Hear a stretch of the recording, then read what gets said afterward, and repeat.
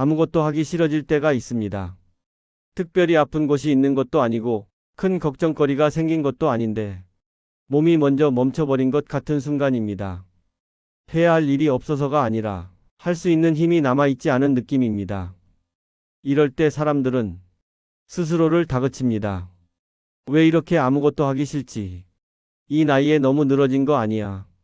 마음이 약해진 건 아닐까? 하지만 이 질문들은 대부분 문제를 정확히 짚지 못합니다. 왜냐하면 아무것도 하기 싫어지는 상태는 의지가 약해져서가 아니라 마음이 이미 오래전에 지쳐 있었기 때문입니다. 여기서 아리스토텔레스의 생각이 아주 중요한 단서를 줍니다. 그는 인간을 행위하는 존재라고 보았습니다. 사람은 아무것도 하지 않을 때 무너지는 것이 아니라 자기에게 맞지 않는 방식으로 오래 움직일 때 먼저 소진된다고 보았습니다. 아리스토텔레스는 행위를 단순한 행동으로 보지 않았습니다. 행위란 억지로 하는 것이 아니라 자기 성향과 리듬에 맞게 자연스럽게 이어지는 움직임이었습니다. 그래서 그는 삶이 무너지는 순간을 이렇게 보았습니다. 사람이 더 이상 자기 리듬으로 움직이지 못할 때 행위는 남아있지만 생기가 사라진다고 말입니다. 이 상태가 오래 지속되면 사람은 점점 이렇게 느끼기 시작합니다. 이제는 아무것도 하기 싫다. 이 말은 게으르다는 뜻이 아닙니다. 오히려 너무 오래 자기와 맞지 않는 속도로 살아왔다는 신호일 수 있습니다. 특히 인생의 후반에 이 감정이 더 자주 찾아옵니다. 왜냐하면 이제는 버텨야 할 이유보다 느끼는 피로가 더 분명해지기 때문입니다. 젊었을 때는 의무가 사람을 움직입니다. 해야 하니까 하고 버텨야 하니까 버팁니다. 하지만 나이가 들수록 이 방식은 더 이상 작동하지 않습니다. 몸과 마음은 이제 왜 해야 하는가를 묻기 시작합니다.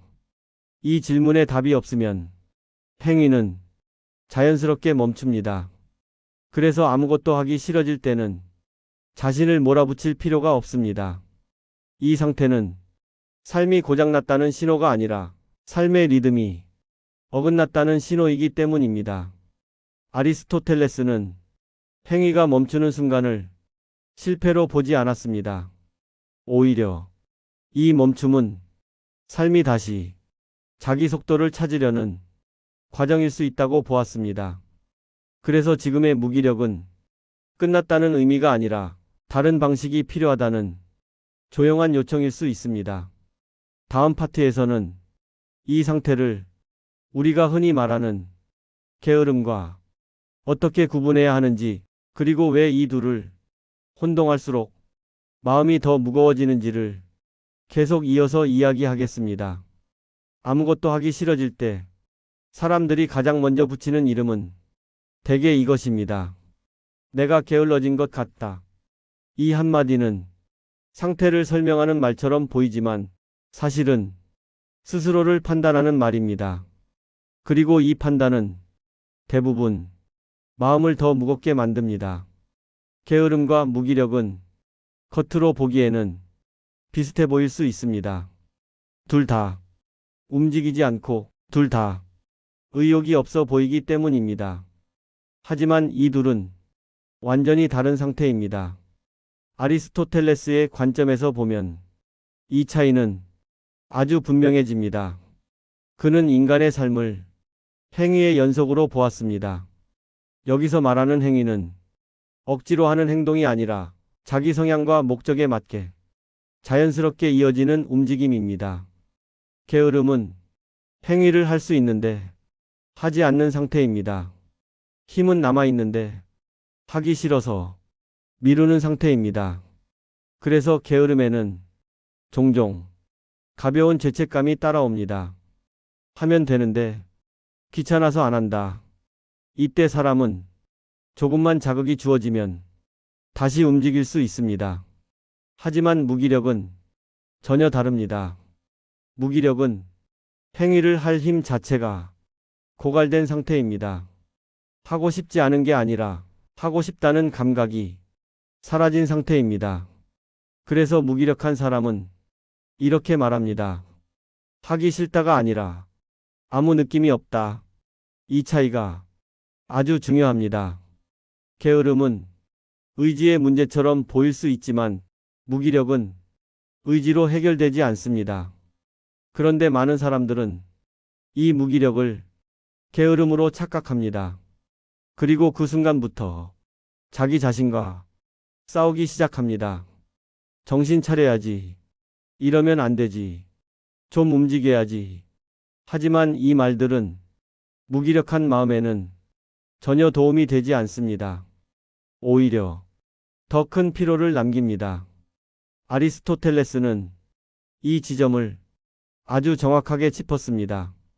그는 행위가 지속되려면 반드시 즐거움이 함께해야 한다고 보았습니다.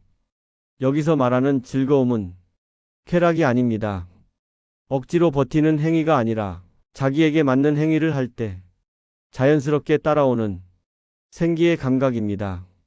이 즐거움이 사라진 상태에서 행위만 계속되면 사람은 점점 소진됩니다. 겉으로는 아직 움직이고 있지만 속에서는 이미 지쳐 있는 상태입니다. 이 상태가 오래 지속되면 어느 순간 행위 자체가 멈춰버립니다. 그리고 그때 사람은 말합니다. 이제는 아무것도 하기 싫다. 이 말은 의지의 포기가 아니라 리듬의 붕괴를 알리는 신호입니다. 특히 인생의 후반에 이 신호는 더 분명하게 나타납니다. 왜냐하면 이제는 억지로 버틸 이유가 점점 줄어들기 때문입니다. 젊었을 때는 책임과 의무가 몸을 움직이게 합니다. 하지만 지금은 몸과 마음이 더 솔직해집니다. 자기에게 맞지 않는 행위는 더 이상 지속되지 않습니다. 그래서 무기력은 약해졌다는 증거가 아니라 삶이 자기 방식으로 조정되려는 과정일 수 있습니다. 이 사실을 모르면 사람은 무기력을 스스로의 결함으로 해석하게 됩니다. 그리고 그 해석이 무기력을 더 깊게 만듭니다. 하지만 관점을 바꾸면 무기력은 삶이 보내는 아주 중요한 신호가 됩니다. 이제는 같은 방식으로 살 수 없다. 다른 리듬이 필요하다. 이 신호를 무시하지 않고 듣기 시작할 때 삶은 조금씩 다른 방향으로 움직이기 시작합니다. 다음 파트에서는 이 무기력이 마음속에서 어떤 구조로 생겨나는지, 행위가 끊길 때 마음에서는 무슨 일이 벌어지는지를 조금 더 깊이 들여다보겠습니다. 행위가 멈출 때 사람의 마음은 갑자기 무너지는 것처럼 느껴집니다. 어제까지는 그럭저럭 하던 일들이 오늘은 전혀 손에 잡히지 않습니다. 아침에 눈을 떠도 하루를 시작할 동력이 느껴지지 않습니다. 이때 많은 사람들은 자신에게 묻습니다. 왜 이렇게 변했지? 어디가 고장난 걸까? 하지만 아리스토텔레스의 관점에서 보면 이 변화는 갑작스러운 붕괴가 아닙니다. 오히려 오래 누적된 결과가 겉으로 드러난 순간에 가깝습니다.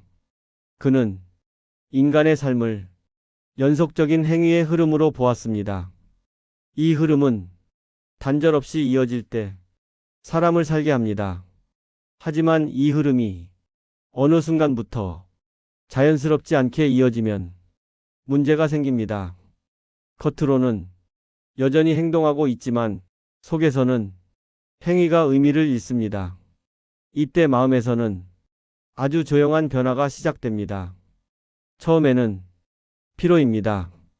조금 쉬면 괜찮을 것 같지만 쉬어도 회복되지 않습니다. 그 다음에는 무감각이 찾아옵니다. 기쁘지도 슬프지도 않고 그냥 아무 느낌이 없습니다.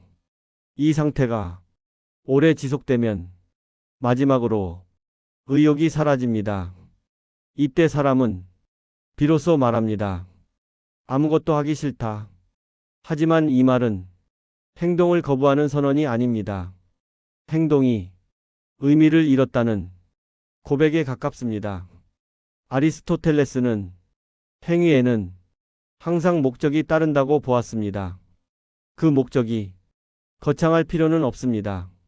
오늘 하루를 그럭저럭 살아내는 것, 내가 나답게 움직였다는 느낌을 갖는 것, 이런 작은 목적들이 행위에 생기를 줍니다. 하지만 이 목적이 흐릿해지면 행위는 점점 무거워집니다. 해야 할 이유는 남아있는데 하고 싶은 이유는 사라진 상태입니다. 이 상태에서 행위는 의무로만 남습니다. 의무는 잠시 사람을 움직일 수는 있지만 오래 지속되지는 않습니다. 그래서 어느 순간 마음은 더 이상 버티지 않겠다고 말합니다. 행위가 끊기는 순간 마음은 텅 빈 것처럼 느껴집니다. 하지만 이 공백은 아무것도 없다는 뜻이 아닙니다. 오히려 그동안 덮여있던 질문들이 한꺼번에 올라오는 공간입니다. 나는 왜 이렇게 살아왔지? 이 방식이 나에게 맞았던 걸까? 이제는 어떻게 살아야 하지? 이 질문들은 정답을 요구하지 않습니다. 다만 삶의 방향을 다시 묻습니다. 그래서 행위가 멈춘 시기는 가장 불안한 시기이기도 하지만 가장 솔직해질 수 있는 시기이기도 합니다. 문제는 이 시기를 어떻게 해석하느냐입니다. 행위가 멈췄다는 사실을 실패로 해석하면 사람은 자신을 더 몰아붙입니다. 다시 예전처럼 움직여야 한다. 이러다 더 망가진다. 하지만 이 방식은 대개 더 깊은 무기력으로 이어집니다. 왜냐하면 문제는 행위의 양이 아니라 행위의 방향이기 때문입니다. 아리스토텔레스가 말한 좋은 삶은 많이 움직이는 삶이 아니라 자기 성향에 맞게 움직이는 삶입니다. 그래서 행위가 끊긴 순간에는 속도를 높이기보다 방향을 점검해야 합니다. 지금의 삶은 나에게 어떤 리듬을 요구하고 있는지, 어떤 행위는 이미 끝났고 어떤 행위는 아직 시작되지 않았는지를 살펴봐야 합니다. 이 점검 없이 억지로 다시 움직이면 행위는 다시 소진을 낳습니다. 그래서 행위가 끊긴 시기는 멈춤이 아니라 전환의 시기일 수 있습니다. 다음 파트에서는 왜 이 무기력이 특히 노년기에 들어서면 더 깊고 무겁게 느껴지는지, 그리고 그 이유가 약해짐이 아니라 삶의 구조 변화와 어떻게 연결되어 있는지를 이어서 이야기하겠습니다. 무기력은 어느 날 갑자기 찾아오는 감정이 아닙니다. 특히 노년기에 느끼는 무기력은 오랜 시간에 걸쳐 조금씩 쌓여온 결과에 가깝습니다. 그래서 더 무겁게 느껴집니다. 젊었을 때의 무기력은 대개 일시적입니다. 잠시 지치면 쉬고 상황이 바뀌면 다시 움직일 수 있습니다. 하지만 나이가 들수록 이 방식은 잘 작동하지 않습니다. 그 이유는 의지가 약해져서가 아닙니다. 삶의 구조가 달라졌기 때문입니다. 아리스토텔레스는 인간의 삶을 하나의 완성된 형태로 보지 않았습니다. 삶은 단계마다 다른 목적과 다른 리듬을 갖는다고 보았습니다. 문제는 이 리듬이 바뀌었는데도 사람은 이전의 속도로 자신을 움직이려 한다는 점입니다. 젊었을 때는 성과와 결과가 행위의 중심에 있습니다. 얼마나 해냈는지, 얼마나 남겼는지, 얼마나 인정받았는지가 삶의 기준이 됩니다. 이 기준은 행위를 강하게 밀어붙입니다. 그래서 피곤해도 움직일 수 있습니다. 하지만 노년기에 접어들면 이 기준은 점점 힘을 잃습니다. 더 이상 증명해야 할 대상이 줄어들고 비교의 무게도 예전 같지 않습니다. 이때 행위는 다른 기준을 필요로 합니다. 바로 의미의 기준입니다. 아리스토텔레스는 행위가 지속되려면 그 행위가 삶의 목적과 연결되어 있어야 한다고 보았습니다. 이 목적은 거창하지 않아도 됩니다. 하루를 내 방식으로 마무리했다는 느낌, 오늘의 행위가 내 삶에 조금은 어울렸다는 감각, 이 감각이 사라질 때 노년기의 무기력은 깊어집니다. 또 하나 중요한 변화가 있습니다. 노년기에 들어서면 시간을 대하는 태도가 달라집니다. 젊었을 때는 시간이 앞으로 펼쳐진 가능성처럼 느껴집니다. 그래서 조금 무리해도 나중에 쉬면 되지라고 넘길 수 있습니다. 하지만 나이가 들수록 시간은 자원이 아니라 의식의 대상이 됩니다. 시간이 유한하다는 감각은 행위를 더 조심스럽게 만듭니다. 이 조심스러움이 잘 다뤄지면 지혜가 되지만 잘못 다뤄지면 무기력이 됩니다. 왜냐하면 사람은 의미 없는 행위에 시간을 쓰고 싶지 않기 때문입니다. 그래서 노년기의 무기력은 아무것도 하고 싶지 않다가 아니라 아무 의미 없는 일은 하고 싶지 않다에 더 가깝습니다. 하지만 이 미묘한 차이를 스스로도 정확히 설명하지 못할 때 사람은 자신을 오해합니다. 내가 너무 소극적인가? 이제는 의욕이 없는 사람인가? 이 오해는 무기력을 더 깊게 만듭니다. 아리스토텔레스의 관점에서 보면 이 시기의 무기력은 실패가 아닙니다. 삶이 새로운 기준을 요구하고 있다는 신호입니다. 이전처럼 많이 하고 빠르게 하고 결과를 남기는 방식이 아니라 이제는 어떤 행위가 나에게 맞는지, 어떤 행위는 이제 놓아도 되는지를 구분하라는 요청입니다. 이 구분이 이루어지지 않으면 사람은 계속해서 자기 리듬과 맞지 않는 행위를 반복합니다. 그 결과는 더 깊은 피로와 더 강한 무기력입니다.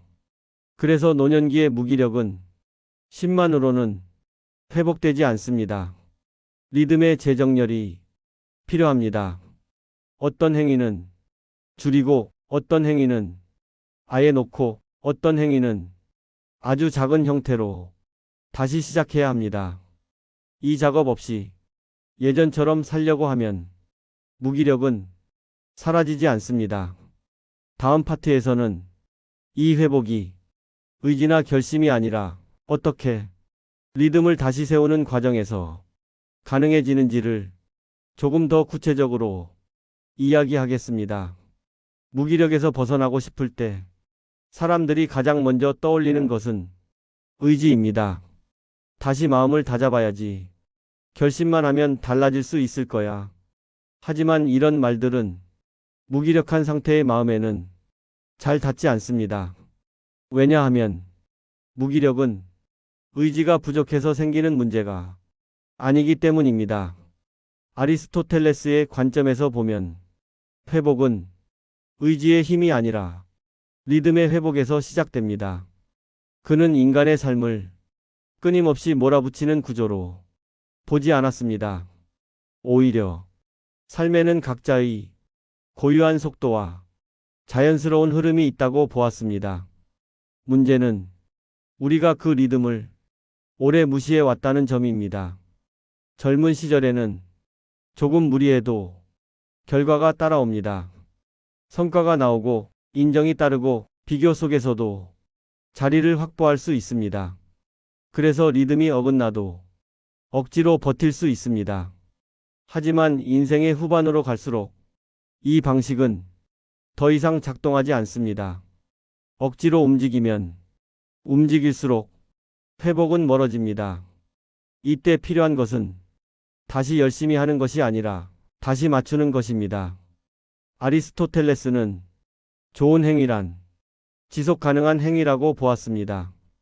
잠깐 불태우고 끝나는 행동이 아니라 오래 이어질 수 있는 움직임을 말했습니다. 이 지속성의 핵심이 바로 리듬입니다. 리듬이 맞는 행위는 많지 않아도 사람을 살립니다. 반대로 리듬이 맞지 않는 행위는 작아 보여도 사람을 소진시킵니다. 그래서 무기력에서 회복하려면 큰 결심보다 작은 조정이 필요합니다. 무엇을 더 할지보다 무엇을 덜 할지를 먼저 정해야 합니다. 이미 지친 마음에 무언가를 더 얹으면 리듬은 더 깨집니다. 하루에 꼭 해야 한다고 믿었던 일들, 사실은 이제 하지 않아도 되는 일들이 섞여 있을 수 있습니다. 그것들을 하나씩 내려놓는 것, 그것이 리듬 회복의 시작입니다. 그리고 그 다음은 아주 작은 행위입니다. 대단한 목표가 아니라 실패하지 않을 만큼의 작은 움직임입니다. 아리스토텔레스는 행위가 살아있으려면 성공의 감각이 필요하다고 보았습니다. 이 성공은 남에게 보여주는 결과가 아니라 내가 나에게 느끼는 완성의 감각입니다. 그래서 리듬을 되찾는 과정에서는 잘 해내는 일보다 끝까지 해보는 일이 더 중요합니다. 조금 걷기, 짧게 정리하기, 잠깐 읽기, 가볍게 몸을 움직이기.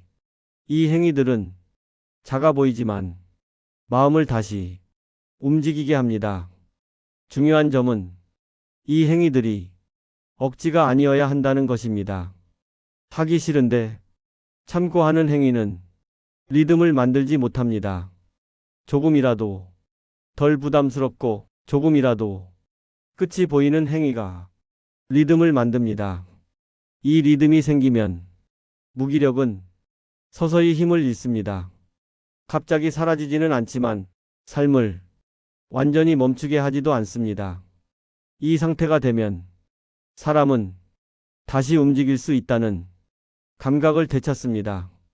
의지가 생겨서가 아니라 몸과 마음이 다시 움직일 준비가 되었기 때문입니다. 그래서 회복은 의지의 문제가 아닙니다. 환경과 속도, 행위의 크기를 다시 조정하는 문제입니다.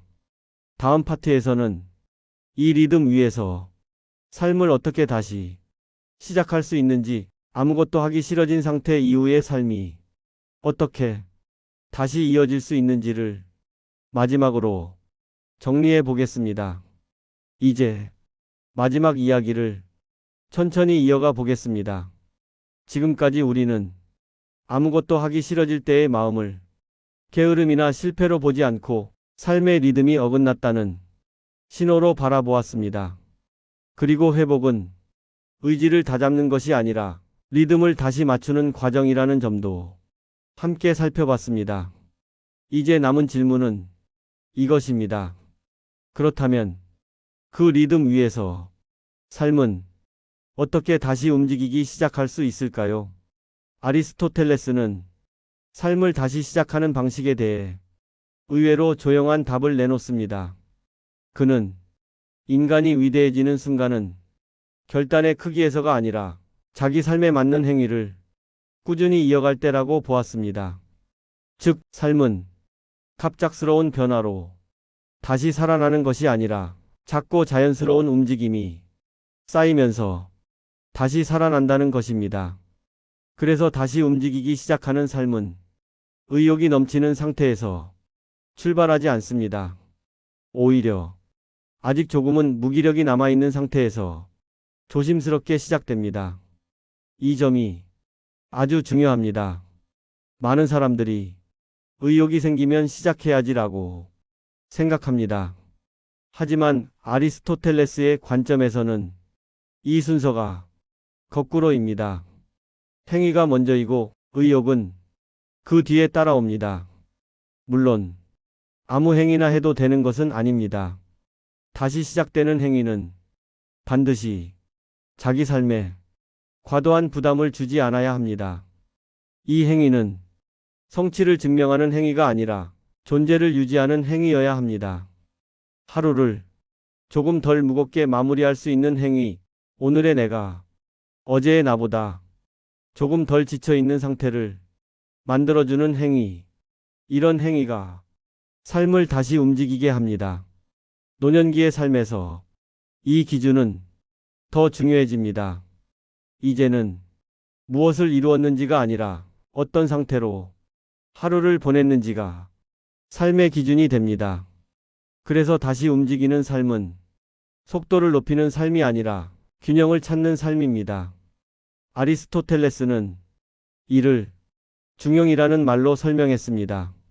중용은 아무것도 하지 않는 상태도 아니고 과도하게 몰아붙이는 상태도 아닙니다.